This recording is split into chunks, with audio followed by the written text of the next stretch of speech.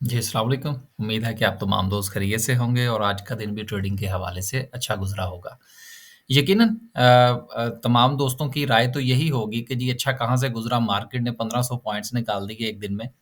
लेकिन कोई बात नहीं, देखिए कारोबार ज़िंदगी है, ये इसी तरह से ही चलता है और गुज़िश्ता चंद दिनों से जो सूरत-ए-हाल चल रही है उसमें 45,000 की बहरहाल बात जो है वो हम करते रहे हैं। लेकिन उम्मीद तो थी कि मार्केट जो है वो 45 तक जाएगी, लेकिन इतनी जल्दी में चली जाएँगी ये बहरहाल हमें भी उम्मीद नहीं थी। तो यहाँ पर जो है वो हम अपने एनालिसिस को जो है वो वापस लेते हैं कि बहरहाल ऐसा नहीं था। लेकिन इस वक़्त जो है वो जितनी तेज़ी में जो है वो मामलात निपटाने की कोशिश की जा रही है मेरा ख़्याल है कि शायद ये झटका जो था ये शायद बेहतर हो गया है और बहुत सारी चीज़ें जो हैं वो अगले 1 आध दिन में क्लियर हो जाएँगी। आगे चलते हैं मार्केट पर डिस्कस करने की कोशिश करते हैं और कुछ थोड़ा सोचते हैं कि अब क्या किया जाए।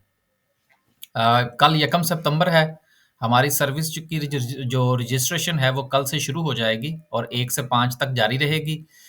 ये हमारा कॉन्टैक्ट नंबर है। वैसे जिन दोस्तों का नंबर जो है वो हमारे पास सेव है, जिनको ये वीडियो का लिंक जाता है, उनको मैसेज जो है वो ऑटो मैसेज एक चला गया होगा, बाकी डेली बेसिस पर एक-एक चला जाएगा। वो उसके ज़रिए से भी राब्ता कर सकते हैं, वैसे ये नंबर है आप नोट कर लें। अगर कुछ मूड हो हमारी सर्विस जॉइन करने का तो कर लीजिएगा। आगे चलते हैं जी। अ, मार्केट ने 1500 पॉइंट्स निकाले लेकिन उसके बाद मार्केट ने रिकवरी दी और रिकवरी जो है वो अच्छी खासी रिकवरी थी, वो इतनी मामूली रिकवरी नहीं थी। मार्केट का जो लो है वो लगा आज 44,460 का और मार्केट ने जो क्लोजिंग दी है वो 45,000 पर दी है। ये चीज़ें थोड़ी-सी जो है वो सिग्निफिकेंट होती हैं। जैसा कि मैंने आपसे गुज़ारिश की थी कि जिस वक़्त मार्केट 45,000 पर जाएगी, मार्केट जिस वक़्त 45 या उससे नीचे गई, साथ ही जो हमने एक्सपेक्ट कर रखा था, हमारी उम्मीद थी कि जो आरएसआई है वो भी 30 पर चला जाएगा। तो जो लोग सिर्फ़ टेक्निकल्स की बुनियाद पर काम करते हैं, वो ट्रिगर ऑन हो जाते हैं ऑटोमैटिकली और वो वक़्ती तौर पर ही कह लीजिए लेकिन वो अपनी पोज़ीशंस ज़रूर बनाते हैं, बिल्कुल उसी तरह से कि जब वो लोग आरएसआई जो है वो 70 पर जाती है तो ऑटो ट्रिगर होते हैं। उन्होंने कुछ न कुछ सेल करना होता है अकॉर्डिंग टू टेक्निकल एनालिसिस। तो ये एक बहरहाल को इतनी खुशफ़हमी में हमें भी फ़िलहाल शिकार नहीं होना चाहिए क्योंकि ज़मीनी हक़ाइक़ जो हैं, वो किसी और तरफ जा रहे हैं। थोड़ा डिटेल से बात करने की कोशिश करेंगे। मसलन 2 खबरें हैं, उसको थोड़ा-सा हम देख लेते हैं। पहली चीज़ तो ये है कि ओपन मार्केट के अंदर जो डॉलर की प्राइस है, जो हमारी एक्सपेक्टेशन थी वो 325 की थी, उसको तो ख़ैर डॉलर जो है वो क्रॉस कर गया और 326 जो है, वो लग गया है। अब आज कह लीजिए या गुज़िश्ता 2 दिन से कह लीजिए मार्केट से जितना पैसा निकल रहा है मुहिब्बे वतन पाकिस्तानियों का, वो मुहिब्बे वतन जो हैं वो डॉलर में इन्वेस्ट करेंगे और वहाँ से जो है वो अपना रिज़्क़ हलाल जो है वो कमाने की कोशिश करेंगे। उनका हक बनता है कि वो 14 अगस्त को जो है वो सब्ज़ झंडा भी लहराएँ अपनी छत के ऊपर सबसे ऊँचाई पर और फिर जब इस किस्म का कोई सिलसिला बने, तो फिर पाकिस्तानी पैसे को जो है वो भी टके-टोकरी करें। ख़ैर, ये मौज़ू नहीं है, इस पर इंशाअल्लाह हम आने वाले दिनों में मज़ीद गुफ्तगू करेंगे, कुछ वक़्त जो है वो निकल आया है हमारे पास। आगे चलते हैं और आपको शायद याद होगा कि मैं यहाँ पर आया था अप्रैल के महीने में और उसके बाद फिर मेरा प्रोग्राम था कि मैं सितंबर में वापस चला जाऊँगा। लेकिन जो लोग मेरी रेगुलर वीडियो सुनते हैं, उनको पता होगा कि पिछले दिनों मैंने जो गाड़ी पाकिस्तान में ली थी, वो मैंने बेच दी। क्योंकि मेरा ज़रा थोड़ा-सा यहाँ ज़्यादा रुकने का प्रोग्राम बन गया। क्योंकि जो हालात व वाक़यात हैं, जो प्लस माइनस मैंने किए, उसमें मुझे लगा कि मुझे मज़ीद रुकना चाहिए। तो वो मैंने फिर फ़ैसला कर लिया था पिछले महीने ही। जो लोग रेगुलर वीडियो सुनते हैं, उनको इस चीज़ का पता होगा। तो बहरहाल 326 पे डॉलर चला गया है और अब जो मार्केट में नई बात हो रही है या शायद हो सकता है कि हमारे तक जो है वो खबर लेट पहुँची हो, अब 350 की बातें हो रही हैं। तो देखिए क्या बनता है अभी फ़िलहाल, लेकिन होगा क्या? ये मैं आपको थोड़ा-सा आइडिया दे देता हूँ। 325 से 350 का ये जो सफ़र होगा, मेरा नहीं ख़्याल कि शायद 350 तक जाने की नौबत आएगी क्योंकि जिन लोगों ने 300 पर 290 पर डॉलर खरीदा था, उन्होंने अच्छे खासे पैसे बना लिए हैं। और ये जो गैर यकीनी की सूरत-ए-हाल है मुल्क के अंदर, ये आने वाले चंद दिनों में सॉल्व कर ली जाएगी। एक हाइप क्रिएट की जाती है और ये एक अरसा दराज से हमारा वतीरा रहा है। कुछ लोगों ने दिहाड़ी लगानी होती है डॉलर में, तो उसके लिए जो है वो अपनी जो डिसीजन मेकिंग है उसको पेंडिंग कर देते हैं, जिससे लोग पैनिक होते हैं और हमारी जो अफ़रा-तफ़री की सूरत-ए-हाल है उसमें इज़ाफ़ा होता है। बिजली के बिलों पर जो है वो हम पहले ही कल बात कर चुके हैं। अगली बात ये है कि डॉलर का जो रेट है, एक तो ये इंक्रीज़ हुआ, इसका डायरेक्ट इम्पैक्ट मार्केट पर आया और यहाँ से जो पैसा निकला अब वो मज़ीद डॉलर्स में जाएगा। दूसरी बात ये है कि आपको याद होना चाहिए कि जिस वक़्त ₹20 का इज़ाफ़ा टका के किया था इस गवर्नमेंट ने पेट्रोल के अंदर, तो उस दिन भी हमने इस चीज़ को डिस्कस किया था कि महँगाई अब इंक्रीज़ होगी और जो ये कहा जा रहा था कि महँगाई जो है वो जी वो 30% से नीचे आ गई है, अब ये दोबारा 30% क्रॉस कर जाएगी। उस 30% के इन जो क्रॉस करने के नतीजे में जो हमारा इंटरेस्ट रेट है, उसके बारे में इस वक़्त जो चह-मगोइयाँ हो रही हैं, वो ये है कि कोई 2 से 3% जो है, वो डायरेक्टली इंक्रीज़ किया जा सकता है। 200 से 300 बेस पॉइंट्स बढ़ाए जा सकते हैं। बेस पॉइंट 1 होता है, तो वो 100 का 1 और फिर हम सीधा-सीधा सा समझें अगर आसान ज़ुबान में, तो 2 से 3% का इज़ाफ़ा हो सकता है। अब सवाल यहाँ पर ये पैदा होता है कि अगर ये चीज़ें इतनी एक्सपेक्टेड हैं, तो बैंक्स को फिर आज इतनी मार क्यों पड़ी है? बैंक्स को मार आज इसलिए पड़ी है कि एक नेगेटिव इम्पैक्ट ये जाएगा कि जो बोरोइंग है बैंक से वो बहुत महँगी हो जाएगी। इस वक़्त अगर कोई चीज़ जो है वो आपको काइबर प्लस 2% पर दस्तयाब है या काइबर प्लस 3% पर दस्तयाब है, तो अगर काइबर उठ के 25% पे चला जाता है, तो फिर वो काइबर प्लस 3% करेंगे तो वो तो 28% पे चला जाएगा ना। तो जो भी बिज़नेसमैन है वो उसके लिए तो मुसीबत बन जाएगी। बहुत सारे जो एक्सपोर्टर्स हैं या इम्पोर्टर्स हैं या उनका अगर बहुत ही अच्छा जो है वो लेन-देन है बैंक्स के साथ, तो काइबर प्लस 1% तो वो कहीं नहीं गया। तो अगर काइबर में इज़ाफ़ा हो जाता है तो फिर कहने को ये है कि जी बैंक्स को काम नहीं मिलेगा। जबकि दूसरी तरफ आप ये चीज़ याद रखिएगा कि बैंक्स के आज के इस जो हमारी क्लोजिंग के जो प्रॉफ़िट्स हैं वो अगर आप उठा के देखें तो वो छत को लगे हैं। वो क्यों लगे हैं? सर वो इंटरेस्ट रेट की वजह से लगे हैं। लोग अपना पैसा अगर उनको लगता है कि वो स्टॉक मार्केट में काम नहीं कर सकते, अगर उनको लगता है कि वो कहीं और कुछ नहीं कर सकते, तो उनके लिए सबसे सेफ हेवन जो है, वो बैंक्स हैं। अब वो सूद है या क्या है, वो एक अलग चीज़ है, उसके ऊपर हमारी बातें होती रहती हैं। अब यहाँ पर जो सिचुएशन है बैंक्स के डिपॉज़िट्स की है। डिपॉज़िट्स तो बढ़ेंगे मज़ीद, लिहाज़ा बैंक्स को मार पड़ने दें। हमारे पास फ़िलहाल बैंक कोई नहीं है, लेकिन मेरा इरादा है कि अगले 1 आध दिन में हम कोई एक एक आध बैंक जो है उसके ऊपर नज़र रख के बैठेंगे और उसको खरीदेंगे। जो बैंक की जो क्लोजिंग होगी इस साल की, दिसंबर की क्लोजिंग उसमें अच्छे प्रॉफ़िट्स मज़ीद सामने आएँगे, डिपॉज़िट्स बढ़ेंगे। बाकी इसका नेगेटिव इम्पैक्ट अपनी जगह पर मौजूद है। हम सिर्फ़ बात कर रहे हैं स्टॉक मार्केट के हवाले से। तो ये 2 खबरें थीं। अब आगे चलते हैं और मज़ीद देखते हैं कि 1500 पॉइंट्स मार्केट ने निकाले, लेकिन इसके बावजूद जो है, जो हमारी कंपनीज़ की जो सर्किट ब्रेकर की सिचुएशन है, वो क्या रही? अपर कैप में तो चलें, कुछ नहीं है। लोअर कैप में थोड़ी-सी बहार लगी है, जिसमें बहरहाल मैं जब पहले देख रहा था, तो कुछ कंपनीज़ थी, जो इसमें से निकल गई हैं। रिकवरी आई ना, लोगों ने पैनिक होकर माल बेचा बहुत ज़्यादा बेचा। अब देखिए यहाँ पर मैं एक और चीज़ जो है वो आपसे थोड़ी-सी डिस्कस करता चलूँ, कि जिस तरह से कि अभी मैंने डिस्कस किया कि जी हमारी सर्विस है, हम ₹2000 महीने का चार्ज करते हैं, कॉन्टैक्ट नंबर आपको बता दिया, काफ़ी अरसे से हम ये काम कर रहे हैं।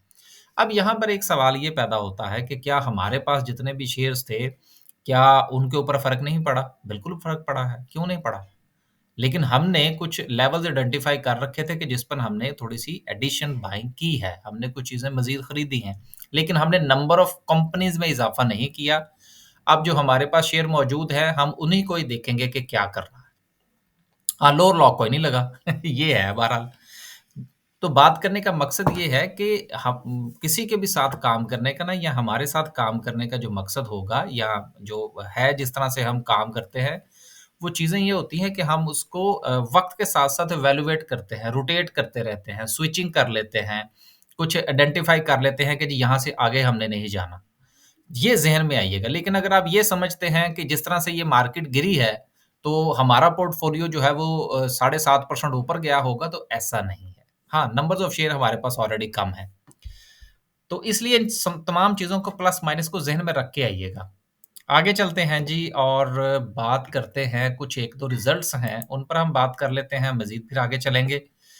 3 रिज़ल्ट्स हैं आज, क्योंकि काफ़ी कंपनीज़ जो हैं वो अपने रिज़ल्ट अनाउंस कर चुकी हैं। पहला रिज़ल्ट जो है वो फर्स्ट दाऊद इन्वेस्टमेंट बैंक का है, 10 पैसे की अर्निंग है, चलें कोई बात नहीं, शेयर भी तो सस्ता ही है। डीजी खान ₹8.30 का लॉस किया है इसने, कोई बात नहीं, ये सिलसिले चलते रहेंगे। लेकिन आप ये मत भूलिए कि ये कंपनी जो है, ये एक्सपोर्ट में भी है। अब ये इसका लॉस क्यों आया है, इसके क्या वजूहात हैं, ये जब पूरी रिपोर्ट आएगी तो उसको पढ़ने के बाद पता लगेगा कि मसला क्या कहाँ पर है और क्यों ये ₹8.5 का इसने लॉस शो किया है।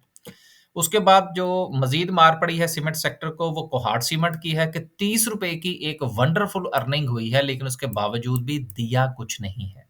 तो ये भी एक नेगेटिव इम्पैक्ट है। अच्छा, यहाँ पर मैं ना एक पॉइंट आपको आपके साथ डिस्कस करता चलूँ कि देखिए, कंपनी ने अगर 10-20 मिसाल के तौर पर ये ₹30 जो है वो कमाए हैं और उसने डिविडेंड आगे नहीं दिया। नेगेटिव ज़रूर है, वक़्ती तौर पर हमें लगता लो जी ये तो ज़्यादती है। देना तो चाहिए असूली तौर पर इसको शेयर होल्डर के साथ।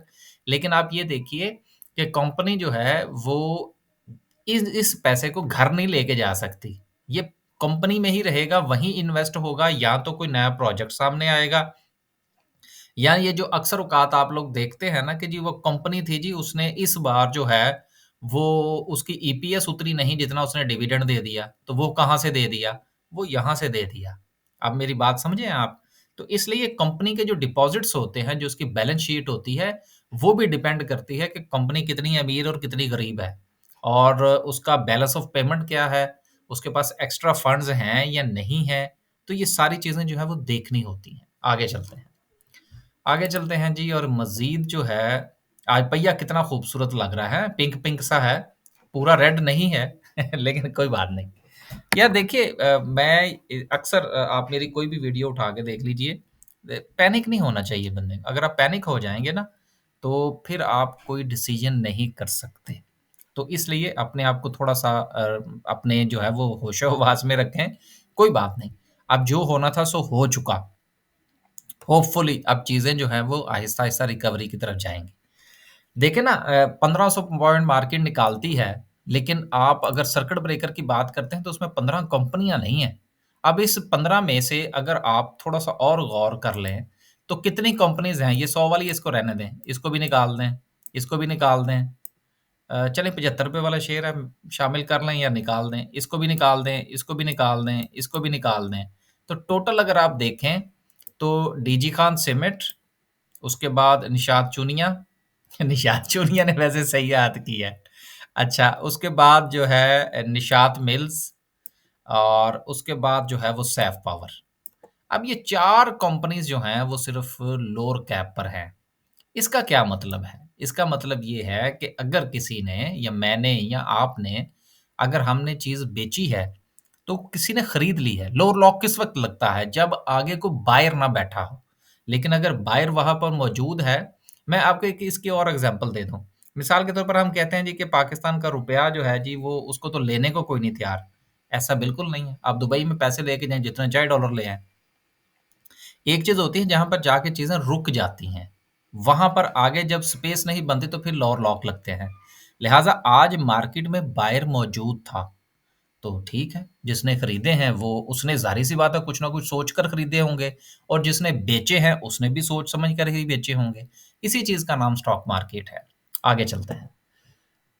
आगे चलते हैं जी और देखते हैं कि सबसे ज़्यादा पॉइंट्स जो हैं, वो किस सेक्टर ने निकाले हैं। वो ऑब्वियसली 500 पॉइंट, 450 500 पॉइंट सिर्फ़ कमर्शियल बैंक्स ने निकाले हैं। बहुत अच्छी बात है। अगर यूबीएल जैसा बैंक जो है ये वापस 110, 112, 115 पे आ जाता है, एमसीबी जैसा बैंक आपको 110, 112 पे मिलता है, या जो बैंक अल हबीब है वो वापस 40 42, 45 रुपए पे मिल जाता है। नेशनल बैंक दोबारा 19-20 रुपए पे चला जाता है। तो यहाँ से आप देख स्टैंडर्ड चार्टर्ड दोबारा आपको 20-22 रुपए पे मिल जाता है। तो चीज़ें जो है ये वक़्त के साथ-साथ ऊपर-नीचे होती हैं, कोई बात नहीं। आगे चलते हैं जी और देखते हैं कि वॉल्यूम और मज़ीद सूरत-ए-हाल क्या रही। वॉल्यूम आज अच्छे थे। ज़ाहिर-सी बात है इस कदर जो है वो पैनिकिंग सिचुएशन थी, लोगों ने माल बेचा भी और खरीदा भी। आखिरी बात ये है कि कल हमने जिस चीज़ की तरफ बहुत ज़्यादा इशारा किया था और मुझे बहरहाल उम्मीद नहीं थी, ये एक चीज़ जो हकीकत है वो हमें माननी चाहिए। तो बाज़ औक़ात हम लोग जब वीडियो बनाते हैं ना, जो कही हुई बात अगले दिन वो हो जाए, तो उसका क्रेडिट बहुत लेते हैं, जी मैंने कहा था जी देखें जी हो गया। ऐसा कुछ नहीं होता। इवैल्यूएशन ज़रूर होती है। मैं तो अक्सर अपनी वीडियोज़ में गलतियाँ, कोताहियाँ माँग जाता हूँ कि भाई ये हो गया है, क्योंकि वजह ये है कि हमने इस मार्केट में रहना है। 2 साल से वीडियो बना रहे हैं, बहुत सारे लोग जानते हैं, तो बात छुपी तो नहीं रहती, लोग वीडियो उठा के सामने ले आते हैं। तो बात हमने ज़रूर की थी कि 45,000 जो है ये मार्केट का एक अच्छा लेवल हो सकता है, लेकिन मेरा ज़ाती तौर पर ख़्याल था कि इसको कुछ 2-2 4-4 सौ पॉइंट, 5-5 सौ पॉइंट्स करके निकलेंगे। लेकिन पैनिकिंग जनरेट हुई, कोई बात नहीं, जो हुआ अच्छा हुआ, एक मर्तबा एग्ज़ॉस्ट हो गया मामला। रिकवरी बहुत अच्छी है, क्लोजिंग जो है वो 45,000 से 2 पॉइंट्स ऊपर है, ये भी अच्छी चीज़ है। मार्केट दोबारा सपोर्ट पर है, आरएसआई जो है वो 30 पर है। अब ये एक अच्छी सिचुएशन जो है वो क्रिएट कर सकती है मार्केट के लिए और लोग जो है यहाँ पर नई पोज़ीशन बनाने की कोशिश करेंगे। अब ये आपने देखना है कि आपका पोर्टफ़ोलियो या आपकी जेब आपको इजाज़त देती है या नहीं देती। बस जी, आज के लिए सिर्फ़ इतना ही। खुश रहें, आबाद रहें और आखिर में मैं दोबारा से फिर जो है वो रिक्वेस्ट करता चलूँ कि स्टॉक मार्केट का बिज़नेस इसी तरह से ही चलता है कि किसी दिन 7.5% नीचे और किसी दिन 7.5% ऊपर। आपने ये देखना है कि क्या आप इस किस्म के बिज़नेस में सर्वाइव कर सकते हैं? तो इस बिज़नेस को ज़रूर कीजिए। लेकिन अगर आपने वो हमारे वो प पंजाबी में कहते हैं कि अगर तरले मिन्नतां आला काम करना है कि मारे गए, लुटे गए, तो फिर आप इस काम से दूर रहें। बल्कि मैं आपको ये भी कहूँगा आप इससे भी दूर रहें, आप क्रिप्टो करेंसी से भी दूर रहें, आप फॉरेक्स से भी दूर रहें। उसकी एक वजह मैं आज आपको थोड़ी-सी मज़ीद बता दूँ कि स्टॉक मार्केट में तो अगर आपके पास किसी कंपनी का शेयर है, खुदा ना ख़ास्ता वो नीचे चली गई, कोई बात नहीं। कुछ दिनों के बाद वो कंपनी रिवाइव करेगी, कोई डिविडेंड देगी, कहीं न किसी न किसी तरीके से आप उसमें सर्वाइव कर जाएँगे। लेकिन अगर आपने कोई क्रिप्टो-श्रिप्टो का पंगा ले रखा है, तो क्रिप्टो अगर एक मर्तबा गई, तो वो वापस नहीं आएगी। ये ज़हन में रख लीजिएगा। उसमें जो पोज़ीशन फँस गई, वो आपको कभी दोबारा नहीं मिलेगी। उसमें जो कॉइन बंद हो गया, जो एक्सचेंज बंद हो गई, आपके हाथ में कुछ नहीं आएगा। इसी तरह से फॉरेक्स का भी है, कि फॉरेक्स अगर आपने एक चीज़ खरीदी, वो नीचे गिरी, वो दोबारा सर्वाइव नहीं कर पाएँगे आप उसमें। तो चीज़ों को फ़िज़िकली देखें कि आया कि कौन-सा बिज़नेस ऐसा है, कौन-सा साइड इनकम ऐसी है जो आपके लिए फ़ायदेमंद हो सकती है।